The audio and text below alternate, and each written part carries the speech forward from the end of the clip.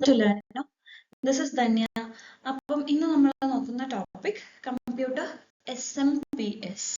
എന്താണ് SMPS? SMPS എന്ന് പറഞ്ഞാൽ switched mode power supply. Okay, ഇപ്പൊ കമ്പ്യൂട്ടർ SMPS എന്ന് പറഞ്ഞാൽ കമ്പ്യൂട്ടറിനകത്തുള്ള ഒരു കോമ്പണന്റ് ആണ് അത്. ഓക്കെ, അതായത് നമ്മളിപ്പം പുറത്തു നിന്ന് നമ്മുടെ എക്സ്റ്റേണൽ സോഴ്സിൽ നിന്നൊരു പവർ സപ്ലൈ എടുക്കുന്നുണ്ട് അല്ലെ. നമുക്ക് ഇപ്പം നമ്മൾ പ്ലഗ് പോയിന്റിൽ നമ്മളിത് കുത്തുമ്പോൾ നമുക്ക് അവിടെ നിന്ന് കിട്ടുന്ന ആ ഒരു ഇലക്ട്രിക്കൽ പവർ അല്ലെ, അതൊരു ഓൾട്ടർനേറ്റിംഗ് കറണ്ട് ആണ്. ആ ഒരു AC-നെ നമുക്ക് സിസ്റ്റത്തിനും മറ്റു കോമ്പണൻസിനും യൂസ് ചെയ്യാവുന്ന ഒരു ഡയറക്റ്റ് കറണ്ട് DC-യിലേക്ക് കൺവേർട്ട് ചെയ്യണം അല്ലെ. ആ ഒരു കൺവേർഷൻ നടത്തുന്നത് ഈ SMPS ആണ്. ഓക്കെ, കമ്പ്യൂട്ടർ SMPS എന്ന് പറയുന്നത് ഇറ്റ്സ് എ കോമ്പണന്റ്. അപ്പൊ അത് that converts electrical power from the external source into usable DC. Okay, അവിടെ ആ ഒരു DC സിസ്റ്റത്തിലെ എല്ലാ കോമ്പണൻസിനും പവർ സപ്ലൈ ചെയ്യുന്നതാണ്. ഓക്കെ, അപ്പം അതുപോലെ തന്നെ അപ്പൊ നമുക്ക് അതിന് എന്ത് പറയാം, ഒരു ഇലക്ട്രോണിക് പവർ സപ്ലൈ യൂണിറ്റ് ആണ് SMPS എന്ന് പറയാം. ഓക്കെ, അവിടെ അത് കൊടുക്കുന്നത് ഒരു റെഗുലേറ്റഡ് ഔട്ട്പുട്ട് വോൾട്ടേജ് ആണ്. അപ്പം ഓൾട്ടർനേറ്റിംഗ് കറണ്ടിൽ നിന്ന് ഡയറക്റ്റ് കറണ്ടിലേക്ക് മാറ്റുമ്പോൾ അതെവിടെ എന്താണ്, ഒരു റെഗുലേറ്റഡ് ഔട്ട്പുട്ട് വോൾട്ടേജ് ആണ് അവിടെ സപ്ലൈ ചെയ്യുന്നത്. ഓക്കെ, അപ്പം അത് എങ്ങനെയാണെന്ന് വെച്ച് കഴിഞ്ഞാൽ ഇപ്പം ട്രാൻസിസ്റ്റേഴ്സ്, മോസ്ഫെറ്റ്സ് പോലുള്ള ഇലക്ട്രോണിക് കോമ്പണന്റ് സിസ്റ്റത്തിനകത്തുണ്ടല്ലോ. അപ്പൊ അതിനെ ഈ സ്വിച്ച് ഓൺ ചെയ്യും, ഓഫ് ചെയ്യും, ആവശ്യമുള്ള സമയത്ത് അത് ഓൺ ചെയ്ത് ഓഫ് ചെയ്ത് അങ്ങനെയാണ് ആ ഒരു AC-നെ DC-യിലേക്ക് ഇവിടെ കൺവേർട്ട് ചെയ്യുന്നത്, അല്ലെങ്കിൽ ആ വോൾട്ടേജിനെ അവർ റെഗുലേറ്റ് ചെയ്യുന്നത്. ഓക്കെ, അപ്പോ എന്താ പറയാ, കമ്പ്യൂട്ടേഴ്സിനകത്താണ് ഈ SMPS ഓക്കെ കൂടുതലായിട്ട് യൂസ് ചെയ്യുന്നത്. കാരണം എന്താണ്, അതിന്റെ ആ ഒരു എഫിഷ്യൻസിയും അതുപോലെ തന്നെ കോമ്പാക്റ്റബിൾ ഡിസൈനും അതുപോലെ തന്നെ എന്താ പറയാ ഒരുപാട് ലോഡ്സ് ഹാൻഡിൽ ചെയ്യാനുള്ള അതിന്റെ capability അതെല്ലാം കൊണ്ട് ഈ SMPS സിസ്റ്റത്തിനകത്ത് നല്ല രീതിയിൽ യൂസ് ചെയ്യുന്നുണ്ട്. ഓക്കെ, അപ്പം അതാണ് computer SMPS, switched mode power supply. Okay, ഇനി എന്തൊക്കെയാണ് SMPS-ന്റെ ഫംഗ്ഷൻ? ഒന്നാമത്തത് നമ്മൾ എന്താ പറഞ്ഞ, വോൾട്ടേജ് കൺവേർട്ട് ചെയ്യും അല്ലെ, റെഗുലേറ്റഡ് ഔട്ട്പുട്ട് വോൾട്ടേജ് ആക്കി മാറ്റുന്നുണ്ട്, വോൾട്ടേജ് കൺവേർഷൻ. അപ്പൊ അവിടെ ഹൈ വോൾട്ടേജ്, അതായത് alternating current, high voltage AC പവറിനെ ലോ വോൾട്ടേജ് DC പവറിലേക്ക് കൺവേർട്ട് ചെയ്യുന്നു അല്ലെ. ഇപ്പൊ നമ്മുടെ സിസ്റ്റത്തിലേക്ക് ഇപ്പൊ എന്താ പറയാ ഓവർ കറണ്ട് അല്ലെങ്കിൽ ഹൈ വോൾട്ടേജിലൊക്കെ വരുമ്പോൾ അതുകൊണ്ടുള്ള ഇഷ്യൂസ് ഒക്കെ അത് ഇല്ലാതാക്കുന്നുണ്ട്. ഇപ്പൊ ലോ വോൾട്ടേജിലേക്ക് കൺവേർട്ട് ചെയ്യും, ഹൈ വോൾട്ടേജ് AC-നെ ലോ വോൾട്ടേജ് DC-യിലേക്ക് കൺവേർട്ട് ചെയ്യും. Then voltage regulation. Okay, voltage regulation എന്ന് പറയുമ്പോൾ ഇപ്പൊ ഞാൻ ഇതപ്പം പറഞ്ഞതാണ്, അപ്പം നമ്മുടെ സപ്ലൈയിലെ ലോഡിൽ അതുപോലെ തന്നെ ഒരു ഫ്ലക്ച്വേഷൻസ് ഉണ്ടാവുന്നുണ്ടെങ്കിൽ പോലും ഈ ഒരു സംഭവം ഉള്ളത് കൊണ്ട് തന്നെ ആ വോൾട്ടേജ് അത് റെഗുലേറ്റ് ചെയ്ത് ഒരു കോൺസ്റ്റന്റ് ഔട്ട്പുട്ട് വോൾട്ടേജിലേക്കായിരിക്കും കൊണ്ടുപോകുന്നത്. ഓക്കെ, അപ്പൊ ആ ഒരു വോൾട്ടേജ് ബാലൻസ് എപ്പോഴും മെയിൻറ്റെയിൻ ചെയ്ത് കൊണ്ടുപോകുന്നുണ്ട്. ഓക്കെ, അപ്പൊ അവിടെ വോൾട്ടേജ് കൺവേർഷൻ നടക്കുന്നുണ്ട്, അതായത് AC-യിൽ നിന്ന് DC-യിലേക്ക്, ഹൈ വോൾട്ടേജ് AC-യിൽ നിന്ന് ലോ വോൾട്ടേജ് DC-യിലേക്ക് കൺവേർട്ട് ചെയ്യുന്നുണ്ട്. ഒപ്പം തന്നെ ആ ഒരു ഔട്ട്പുട്ട് വോൾട്ടേജ് എന്ന് പറയുന്നത് കോൺസ്റ്റന്റ് ആയിട്ട് മെയിൻറ്റെയിൻ ചെയ്ത് പോകുന്നുണ്ട്. അപ്പം സപ്ലൈയിൽ ഫ്ലക്ച്വേഷൻസ് വരുമ്പോൾ അതൊന്നും ഇതിനെ ബാധിക്കുന്നില്ല. Okay, then power distribution. അപ്പോ ഈ വോൾട്ടേജ് നമ്മൾ പറഞ്ഞു, ഇപ്പം വോൾട്ടേജ് കൺവേർഷനും റെഗുലേഷനും പറഞ്ഞു. അപ്പൊ ഈ വോൾട്ടേജ് പല തരത്തിലാണ് സപ്ലൈ ചെയ്യുന്നത്. ഓക്കെ, അതായത് എക്സാമ്പിൾ 3.3 വോൾട്ട്, 5 വോൾട്ട്, 12 വോൾട്ട്. അപ്പൊ ഓരോ കമ്പ്യൂട്ടർ കോമ്പണൻസിനും ഏത് രീതിയിലുള്ള പവർ ആണ് ആവശ്യം എന്നുള്ളത് മനസ്സിലാക്കി അതിനനുസരിച്ചിട്ടാണ് പവർ ഡിസ്ട്രിബ്യൂട്ട് ചെയ്യുന്നത്.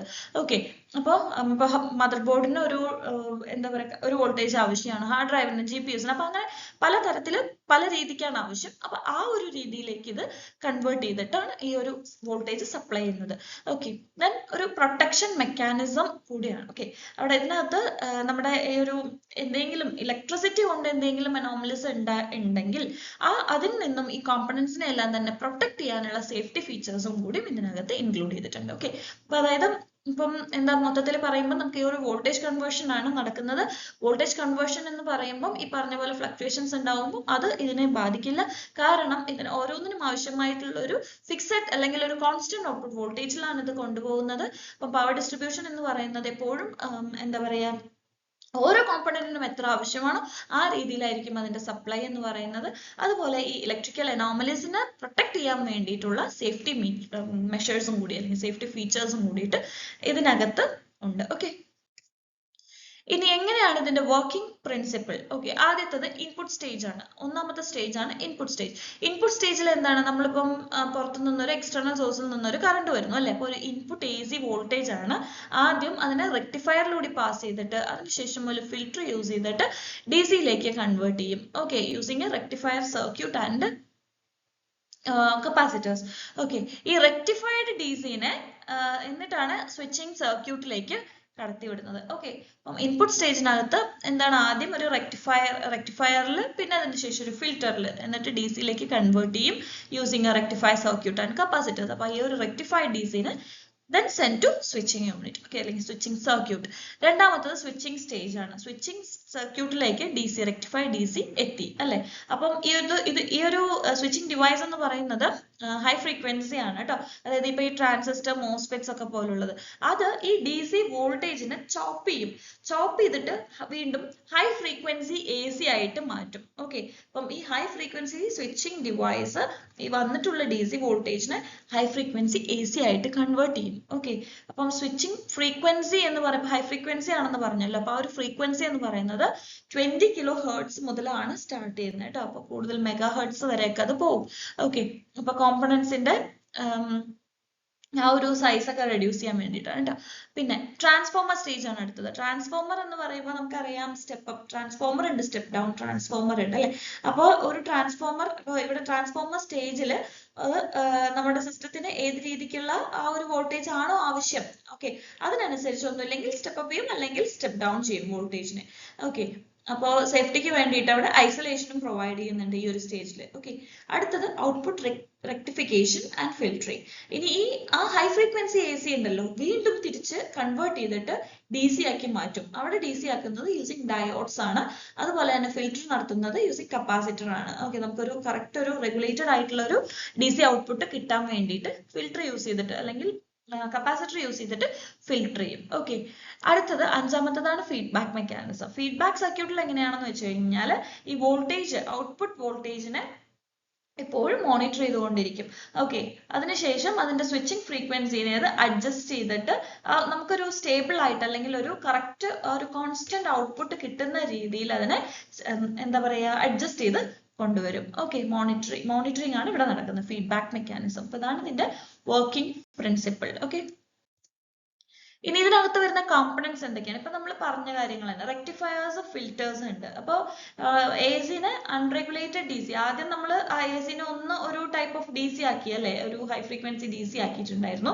അപ്പൊ ആ ഒരു ഡി സി അത് റെക്ടിഫയേഴ്സ് ആൻഡ് ഫിൽറ്റേഴ്സ് യൂസ് ചെയ്തിട്ടാണ് ചെയ്യുന്നത്. എന്നിട്ട് അതിന്റെ നോയ്സും ബാക്കിയുള്ള എന്താ പറയുക എക്കോ ഹാർമോണിക്സ് അങ്ങനത്തെ സംഭവങ്ങളൊക്കെ ഫിൽറ്റർ ചെയ്ത് കളയും. അതിനുശേഷം ഒരു സ്വിച്ചിങ് ട്രാൻസിസ്റ്റർ അല്ലെങ്കിൽ ചോപ്പർ, നമ്മൾ പറഞ്ഞില്ലേ ഇപ്പൊ ട്രാൻസിസ്റ്റേഴ്സ്, മോസ്ഫെറ്റ്സ് ഒക്കെ യൂസ് ചെയ്തിട്ട്, അപ്പം ആ ഒരു ട്രാൻസിസ്റ്റർ അല്ലെങ്കിൽ ചോപ്പർ അവിടെ നമ്മുടെ ഡി സി സപ്ലൈനെ എന്താ പറയാ ഓൺ ഓഫ് ചെയ്യും. എന്നിട്ട് അതിനെ ഹൈ ഫ്രീക്വൻസി എ സി ആക്കിയിട്ട് മാറ്റും. അതിനുശേഷം നമുക്കൊരു PW പൾസ് വിത്ത് മോഡുലേഷൻ കൺട്രോളർ, അവിടെ എന്താ ചെയ്യുന്നതെന്ന് വെച്ച് കഴിഞ്ഞാൽ ഈ ഒരു സ്വിച്ചിങ് ഫ്രീക്വൻസി നമ്മുടെ ഹൈ ഫ്രീക്വൻസി 20 കിലോ ഹെർട്സ് മുതൽ സെവറൽ മെഗാ ഹെർട്സ് വരെ ഉണ്ടെന്ന് പറഞ്ഞപ്പോൾ ആ ഹൈ ഫ്രീക്വൻസി കൺട്രോൾ ചെയ്യുക, സ്വിച്ചിങ് ഫ്രീക്വൻസിനെ കൺട്രോൾ ചെയ്തിട്ട് ഒരു റെഗുലേറ്റഡ് വോൾട്ടേജിലേക്ക് അല്ലെങ്കിൽ ഒരു ഔട്ട്പുട്ട് വോൾട്ടേജിലേക്ക് എന്താ പറയുക റെഗുലേറ്റ് ചെയ്യും. ഓക്കെ, അടുത്തത് ട്രാൻസ്ഫോമർ എന്തിനാണ്? സ്റ്റെപ്പ് അപ്പ് ചെയ്യാനും സ്റ്റെപ്പ് ഡൗൺ ചെയ്യാനുമാണ്. നമുക്ക് ഒരു ഐസൊലേഷൻ ചെയ്യുമെന്ന് പറഞ്ഞ ഒരു സ്റ്റേജിൽ അല്ലെ. അപ്പൊ നമ്മുടെ ഇൻപുട്ട് ഔട്ട്പുട്ടിനനുസരിച്ച് നമുക്ക് ഏത് ടൈപ്പ് ഓഫ് വോൾട്ടേജ് ആണ് ആവശ്യം അതിനനുസരിച്ച് step up and step down ചെയ്യും. അതാണ് ട്രാൻസ്ഫോമറിന്റെ use. Then rectifier and filter എന്തിനാണ്? നമ്മൾ പറഞ്ഞു എ സിനെ വീണ്ടും തിരിച്ച് ഡി സി ആക്കണം. അതുപോലെ തന്നെ ഫിൽറ്റർ എന്തിനാണ്? നമ്മൾ കപ്പാസിറ്റർ യൂസ് ചെയ്തിട്ട് നമ്മൾ പറഞ്ഞല്ലോ ഇപ്പോൾ റിപ്പിൾ വോൾട്ടേജസ് ഒക്കെ ഉണ്ടെങ്കിൽ അത് റിമൂവ് ചെയ്യാനും വേണ്ടിയിട്ടാണ്. Okay, then protection circuits. Protection circuit എന്ന് പറയുന്ന ഒരു കോമ്പണന്റ് എന്താണ്? SMPS-നെ ഇപ്പം പ്രൊട്ടക്ട് ചെയ്യാനും വേണ്ടിയിട്ട്, അതുപോലെ തന്നെ അതിൽ ആ ഒരു സിസ്റ്റത്തിൽ കണക്ട് ചെയ്തിട്ടുള്ള മറ്റ് ഡിവൈസസിനെ എല്ലാം ഓവർ വോൾട്ടേജ്, അതല്ലെങ്കിൽ ഓവർ കറണ്ട്, അതല്ലെങ്കിൽ ഷോർട്ട് സർക്യൂട്ട്സ് അങ്ങനെയുള്ള എന്തെങ്കിലും ഇഷ്യൂസ് ഉണ്ടെങ്കിൽ അതിൽ നിന്ന് പ്രൊട്ടക്ട് ചെയ്യാൻ വേണ്ടിയിട്ട് ഒരു പ്രൊട്ടക്ഷൻ സർക്യൂട്ടും, പിന്നെ ഫീഡ്ബാക്ക് സർക്യൂട്ട് നമ്മൾ പറഞ്ഞു അഡ്ജസ്റ്റ് ചെയ്യാൻ വേണ്ടിയിട്ടാണ് അല്ലെ. അവിടെ മോണിറ്ററിങ്ങും അതുപോലെ തന്നെ അഡ്ജസ്റ്റ്മെന്റും ആണ് ചെയ്യുന്നത്. അപ്പോൾ ഒരു കോൺസ്റ്റന്റ് വോൾട്ടേജിലേക്ക് കൊണ്ടുവരാൻ വേണ്ടിയിട്ട്. ഓക്കെ, അതാണ് കോമ്പണൻസ്. ഇത്രയും കോമ്പണൻസ് ആണ് അതിനകത്ത് വരുന്നത്. ഔട്ട്പുട്ട്സ്, അതായത് നമ്മൾ പറഞ്ഞില്ലേ വോൾട്ടേജ് നമ്മൾ ഫിക്സഡ് റേറ്റിലാണ് പോകുന്നത്. അപ്പോൾ ഓരോ ഡിവൈസിന് ആവശ്യമുള്ളതിനനുസരിച്ച് ഇത് അവിടെ ഒരു ഡിഫറെന്റ് വോൾട്ടേജ് ആയിട്ടാണ് പോകുന്നത്. ഓക്കെ, അപ്പം നമുക്ക് ഇവിടെ നോക്കാം. ഏത് നമ്മൾ പറഞ്ഞില്ലേ 12 വോൾട്ട്, 5 വോൾട്ട്, 3.3 വോൾട്ട്. അപ്പൊ അവിടെ ഇതുണ്ട് plus 12 volt, plus 5 volt, plus 3.3 volt, അതിനുശേഷം മൈനസ് 12 വോൾട്ടും മൈനസ് 5 വോൾട്ടും ഉണ്ട്. ഓക്കെ, അപ്പം ഇവിടെ എന്തിനൊക്കെയാണ് നമ്മൾ ഏതൊക്കെയാണ് ഈ ഒരു ഇത് പോകുന്നത് എന്നുള്ളത് നോക്കാം. ഇപ്പൊ നമ്മുടെ CPU ഓക്കെ. അപ്പം സെൻട്രൽ പ്രോസസ്സിംഗ് യൂണിറ്റ്, അതുപോലെ തന്നെ ഗ്രാഫിക്കൽ പ്രോസസ്സിംഗ് GPU, അതുപോലെ ഫാൻ, ഹാർഡ് ഡ്രൈവ്, ഇങ്ങനെയുള്ള കോമ്പണൻസ് ഒക്കെ എന്ന് പറയുമ്പം ഇതിന് നല്ല പവർ ആവശ്യമാണ്. ഓക്കെ. അപ്പം ഇപ്പോൾ അങ്ങനെയുള്ള ഹൈ ഡിമാൻഡ് കോമ്പണൻസ് ആണ് ഈ എന്താ പറയുക CPU GPU fans hard drives ഒക്കെ. അപ്പൊ അതിന് വേണ്ടിയിട്ടുള്ള പവർ സപ്ലൈ ചെയ്യുന്നത് ഈ 12 വോൾട്ടിലായിരിക്കും. ഓക്കെ, 12 വോൾട്ടിലായിരിക്കും പവർ പോകുന്നത്. അതുപോലെ തന്നെ മറ്റ് കുറച്ച് പഴയ, അതായത് എന്താ പറയുക, അങ്ങനെ ചെറിയ ഹാർഡ്വെയർ കോമ്പണൻസോ അതല്ലെങ്കിൽ അങ്ങനെ ചെറിയ പെരിഫറൽസ്, അങ്ങനെയുള്ള പെരിഫറൽ ഡിവൈസസ് അങ്ങനെയുള്ളതിനൊക്കെ പോകുന്നത് +5 വോൾട്ട് ആണ്. ഓക്കെ. ഇനി ഇപ്പം നമ്മൾ പുതിയത്, അതായത് സിസ്റ്റത്തിൽ കുറെ കാലങ്ങളായിട്ട് ഉപയോഗിച്ച് വരുന്ന ഹാർഡ്വെയർ കോമ്പണൻസ് ഉണ്ടാവുമല്ലോ, നമ്മുടെ ഇപ്പം ട്രാൻസിസ്റ്റേഴ്സ്, പെരിഫറൽസ്, അങ്ങനത്തെ സാധനങ്ങളൊക്കെ നമുക്ക് +5 വോൾട്ടിലാണ്. ഇനി ഈ ഇപ്പോഴത്തെ മോഡേൺ ആയിട്ടുള്ള കുറച്ച് സാധനങ്ങളുണ്ട്, ICs ഒക്കെ അല്ലെ, അതായത് ചിപ്സും അതുപോലെ തന്നെ റാം, അപ്പൊ ഇങ്ങനെയുള്ള സാധനങ്ങൾക്കൊക്കെ സപ്ലൈ കൊടുക്കുന്നത് ഈ ഒരു +3.3 വോൾട്ട് ആണ്. ഓക്കെ. അപ്പം ഏതൊക്കെയാണെന്ന് മനസ്സിലായില്ലേ?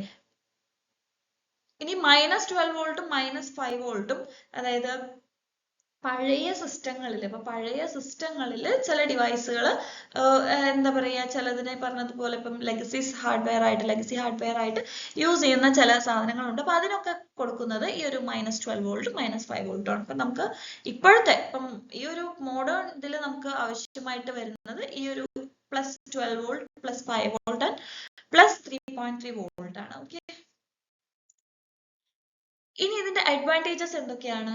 ഓക്കെ, ഒന്ന് ഹൈ എഫിഷ്യൻസി. അപ്പൊ നമുക്ക് ഇവിടെ മിനിമൽ എനർജി ലോസ് ആണുള്ളത്. ഓക്കെ, അതുകൊണ്ട് തന്നെ വളരെ എഫിഷ്യന്റ് ആണ്. അപ്പം 80 to 90% വരെ എഫിഷ്യൻസി ഉണ്ട് എന്നാണ് പറയുന്നത്. ഓക്കെ. ദെൻ കോമ്പാക്ട് സൈസ്, അപ്പൊ അതിന്റെ സൈസ് എന്ന് പറയുന്നത് വളരെ ചെറുതാണ്. അതുപോലെ തന്നെ മറ്റ് ലീനിയർ പവർ സപ്ലൈസിനെ കമ്പയർ ചെയ്യുമ്പോൾ അത് വളരെ ലൈറ്റ് വെയിറ്റുമാണ്. ഓക്കെ, അപ്പോൾ സ്മോളർ ആൻഡ് ലൈറ്റർ ആണ് കേട്ടോ.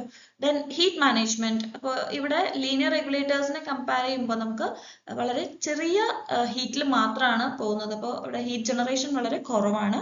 Then wide input voltage range, അപ്പം നമുക്കിപ്പോൾ പറഞ്ഞല്ലോ ഫ്ലക്ച്വേഷൻ കണ്ടീഷൻ അല്ലെങ്കിൽ ഇൻപുട്ട് കണ്ടീഷൻ ഏത് രീതിയിലാണെങ്കിലും, അപ്പോൾ ഫ്ലക്ച്വേറ്റിംഗ് ഒക്കെ ആണെങ്കിലും അത് വളരെ എഫിഷ്യന്റ് ആയിട്ട് തന്നെ അത് ഓപ്പറേഷൻ നടക്കുന്നുണ്ട്. ഓക്കെ. അപ്പോൾ വൈഡ് ഇൻപുട്ട് വോൾട്ടേജ് റേഞ്ച് എത്ര തന്നെ ആയാലും അത് ആ ഒരു ഇതിലേക്ക് മാറ്റിക്കൊണ്ടുവരും. Okay. Then built in protection, ഇപ്പം ഈ ഒരു നമ്മൾ പറഞ്ഞല്ലോ പ്രൊട്ടക്ഷൻ അല്ലെങ്കിൽ സെക്യൂരിറ്റി, അപ്പൊ ആ ഒരു പ്രൊട്ടക്ഷൻ ഡിവൈസസിന് മറ്റ് ഇപ്പം ഓവർ കറണ്ട്, ഓവർ വോൾട്ടേജ്, അപ്പൊ അങ്ങനെയുള്ള സ്പൈക്സ്, സർജസ്, അതുപോലെ തന്നെ ഷോർട്ട് സർക്യൂട്ട്സ്, ഇങ്ങനെയുള്ള പ്രശ്നങ്ങളിൽ നിന്നെല്ലാം ഡിവൈസിനെ പ്രൊട്ടക്ട് ചെയ്യുന്നുണ്ട്. അപ്പൊ അത് ബിൽറ്റിൻ ആയിട്ട് തന്നെ ഇൻബിൽറ്റ് ആയിട്ട് തന്നെ വരുന്നതാണ്. ഓക്കെ.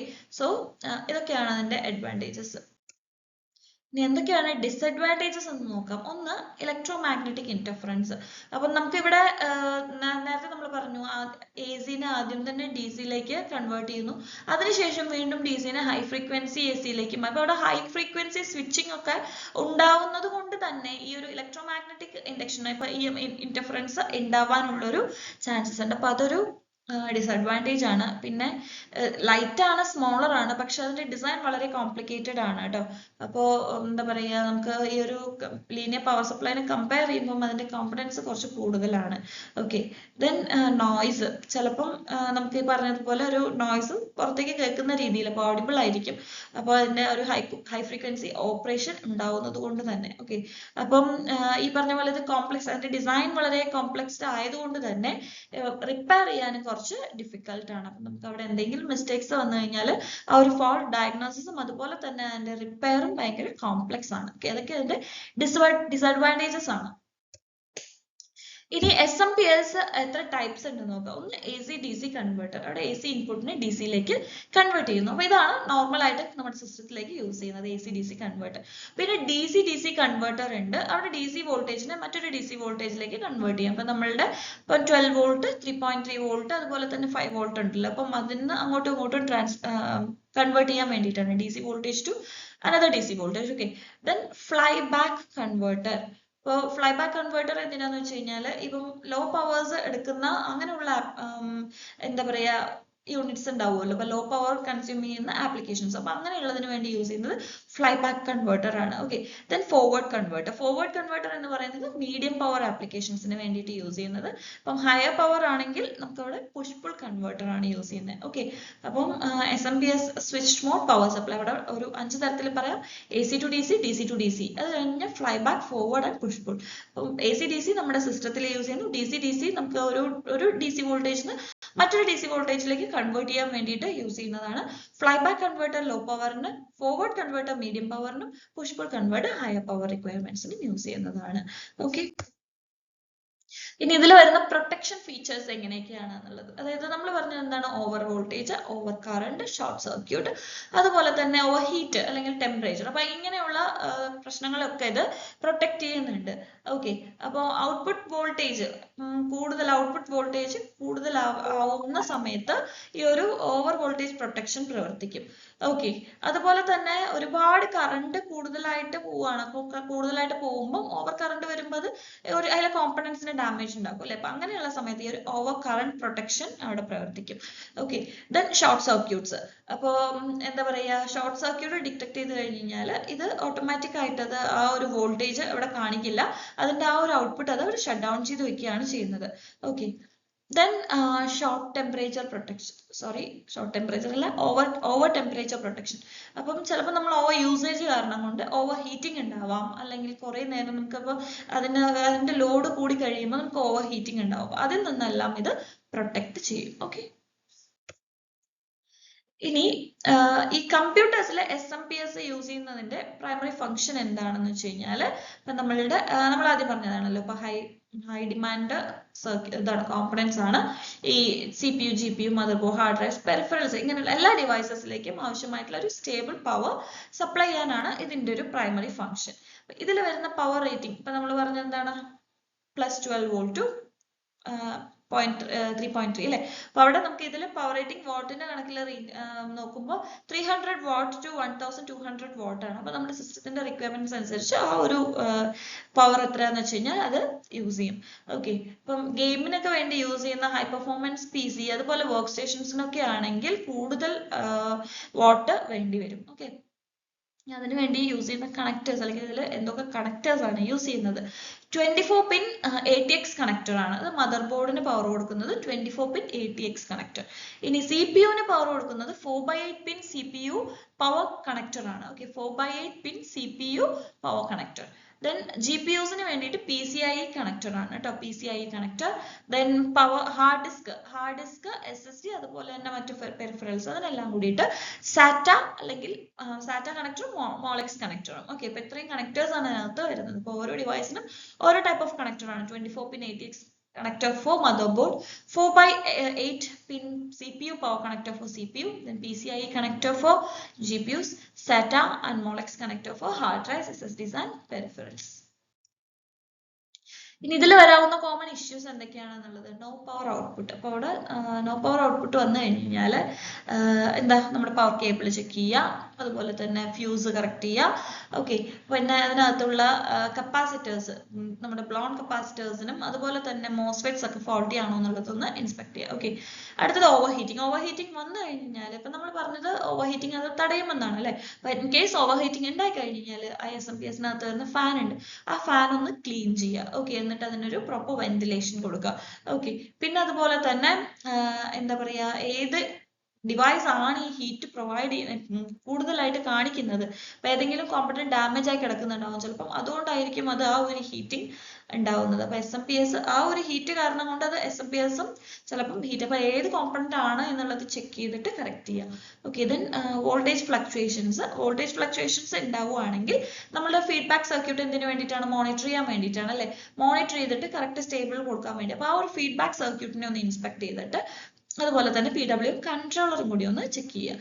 ഓക്കെ, ഇനി ഇപ്പൊ അൺയൂഷ്വൽ ആയിട്ട് ഒരു നോർമൽ ഒരു നോയ്സ് അല്ലെങ്കിൽ ചെറിയൊരു നോയ്സ് ഉണ്ടാവുമെന്ന് നമ്മൾ പറഞ്ഞു. ഇനിയിപ്പോ അൺയൂഷ്വൽ ആയിട്ട് കൂടുതൽ അങ്ങനെ കേൾക്കുകയാണെങ്കിൽ, അല്ലെങ്കിൽ ഒരു ഹൈ പിച്ച്ഡ് വൈൻ ആണെങ്കിൽ അവിടെ ട്രാൻസ്ഫോമറിനോ ഇൻഡക്ടറിനോ എന്തെങ്കിലും ഇഷ്യൂസ് ഉണ്ടായിരിക്കും. അപ്പൊ അത് ചെക്ക് ചെയ്യുക. ഓക്കെ, ഇങ്ങനത്തെ ഇഷ്യൂസ് ഒക്കെയാണ് കൂടുതലായിട്ടും SMPS-ന് വരാറ്. ഇനി ഒരു SMPS എങ്ങനെയാണ് സെലക്ട് ചെയ്യുന്നതെന്ന്. അപ്പോൾ സെലക്ട് ചെയ്യുന്നത് ഒന്ന് പവർ കപ്പാസിറ്റിയുടെ ബേസിൽ. അപ്പോൾ ഏത് നമ്മുടെ സിസ്റ്റം കോമ്പണൻസിന് എത്രയും പവർ ആണ് നമുക്ക് ആവശ്യം, ഏത് വോട്ടിലുള്ളതാണ് എന്നുള്ളത് ആദ്യം മനസ്സിലാക്കണം. അതിനുശേഷം നമ്മൾ അതിന്റെ കപ്പാസിറ്റി എത്ര, പവർ കപ്പാസിറ്റി എത്രയാണെന്നുള്ളത് നോക്കുക.